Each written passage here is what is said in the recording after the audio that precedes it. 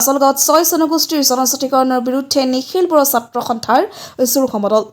ৰাজ্যৰ বিভিন্ন প্ৰান্তত ৬ জনগোষ্ঠীয়ে জনজাতিকৰণৰ দাবীত ধাৰাবাহিকভাৱে তীব্ৰ আন্দোলন গঢ়ি তোলাৰ সময়তে চিৰাং জিলা সদৰ কাজলগাঁৱত নিখিল বড়ো ছাত্ৰ সন্থা উদ্যোগত আৰু বিভিন্ন জনজাতীয় দল সংগঠনৰ সহযোগত জনগোষ্ঠীৰ জনজাতিকৰণৰ বিৰুদ্ধে জোৰ সমদল ৰূপায়ণ কৰে। জোৰ সমদলত অংশগ্ৰহণ কৰা প্ৰতিবাদীসকলে জনজাতি ঐক্য জিন্দাবাদ, ৬ জনগোষ্ঠীৰ জনজাতিকৰণ বন্ধ কৰক, আমাৰ অস্তিত্ব ৰক্ষা কৰক, জনজাতি বিৰোধী চৰকাৰ নচলিব আদি শ্লোগান দি চিৰাং জিলা সদৰ কাজলগাঁও অঞ্চলৰ আকা বতা কঁপাই তোলে। জনজাতিৰ অধিকাৰ, পৰিচয় আৰু ভৱিষ্যত সুৰক্ষাৰ স্বাৰ্থত এই পদক্ষেপ আমি অব্যাহত ৰাখিম বুলি হুংকাৰ দিয়ে সংগঠনৰ কৰ্মীসকলে।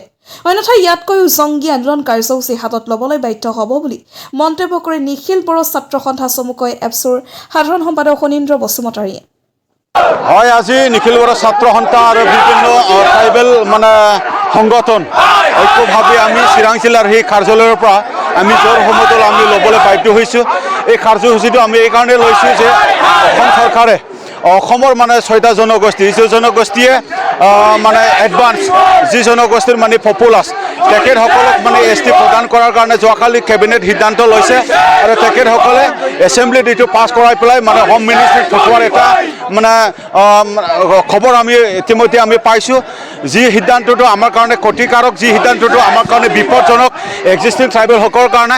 এইকাৰণে আমি অসম চৰকাৰক সকীয়াই দিবৰ কাৰণে বা অসম চৰকাৰক দাবী জনাবৰ কাৰণে আমি এই জোৰ সমদলটো লৈছোঁ যেন তেখেতসকলে যে অতি শীঘ্ৰে যে সিদ্ধান্ত লৈছে এই সিদ্ধান্তটো তেখেতসকলে উইথড্ৰ কৰি ল'ব লাগে, উইথড্ৰ কৰি ল'ব লাগে বুলি আমি দাবী জনাইছোঁ।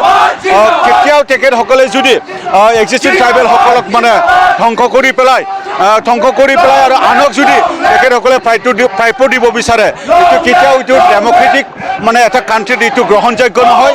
যি জাতি জনগোষ্ঠীয়ে এডভান্স আৰু পপুলাছ বিভিন্ন দিশত তেখেতসকলে উন্নত, তেখেতসকলক কি কাৰণত ট্ৰাইবেল দিব বিচাৰিছে, এইটো আমি কেতিয়াও এইটো সহ্য কৰিব নোৱাৰোঁ। এইকাৰণে আমি বিৰোধিতা কৰিবৰ কাৰণে এই সংগ্ৰামটো, এই জোৰ সমদল কাৰ্যসূচীটো আমি লৈছোঁ।